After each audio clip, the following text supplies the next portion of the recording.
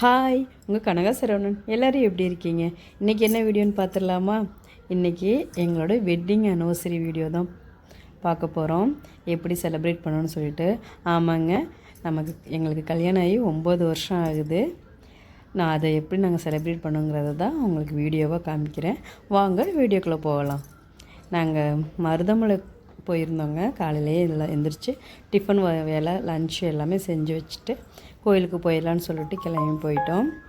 2 வீலரில் தான் போனோம். அங்கே போயிட்டு நல்லா ஜாலியாக இருந்துச்சு.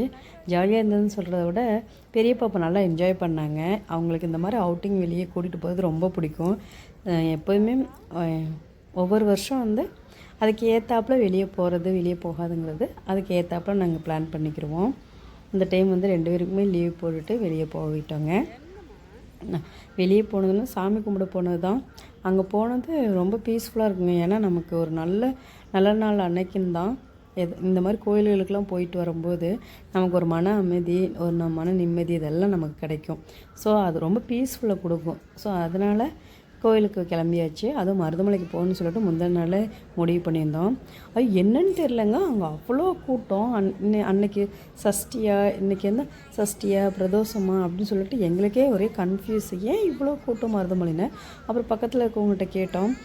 என்ன இன்றைக்கி இவ்வளோ கூட்டமாக இருக்குது அப்படின்னு. அவங்க சொன்னாங்க, இல்லைம்மா செவ்வாய்க்கிழமை முருகனுக்கு உகந்த நாள் தானே, அதனால எப்போவுமே கூட்டம் இருக்கும் அப்படின்னு. ஆனால் அந்த நாள் செவ்வாய்க்கிழமைக்காக இருக்கிற கூட்டம் மாதிரியே இல்லைங்க. ஏதோ ஸ்பெஷல் டே வேறு ஏதோ நமக்கு தைப்பூசம் அந்த மாதிரிலாம் இருக்கும்ல, அந்த மாதிரி கூட்டம் இருந்துச்சு. அதனால தான் எங்களுக்கு டவுட் நாங்கள் கேட்டோம். பாருங்கள், நாங்கள் லைனில் நிற்க முடியாமல் உட்காந்துட்டோம். கொஞ்சம் நேரம் உட்காந்து அதுக்கப்புறம் லைன் போக போக எந்திரிச்சு நடக்க ஆரம்பித்தோம். நல்லபடியாக போய் சாமியும் கும்பிட்டு வந்துட்டேங்க. சாமி கும்பிட்டு அங்கே கொஞ்சம் நேரம் ரிலாக்ஸாக உட்காந்துட்டு அப்புறம் இந்த குட்டி வாண்டுங்க பண்ணுற சேட்டை எல்லாம் பார்த்துட்டு அதை ஜாலியாக என்ஜாய் பண்ணிகிட்டு இருந்தோம். இங்கே பார்த்தீங்கன்னா க்யூவை தான் காமிச்சிருப்பேன். பாருங்கள் எவ்வளோ க்யூன்னு சொல்லிட்டு.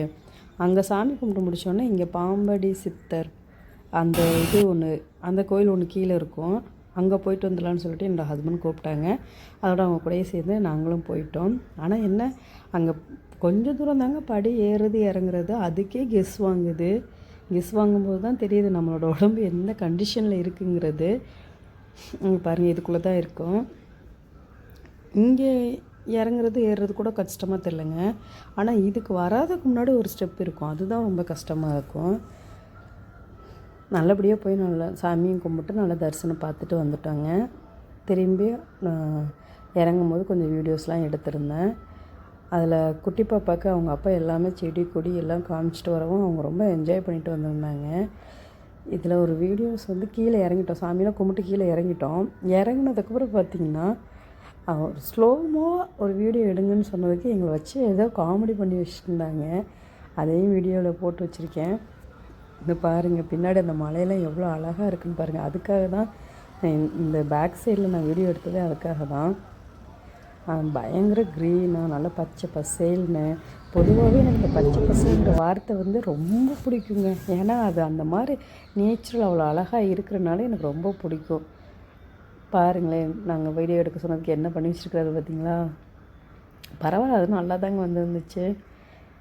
சின்ன சின்ன சந்தோஷங்கள் தாங்க. அதாவது வருஷத்தில் ஒரு நாள் தான் அந்த சந்தோஷத்தை காண முடியும்.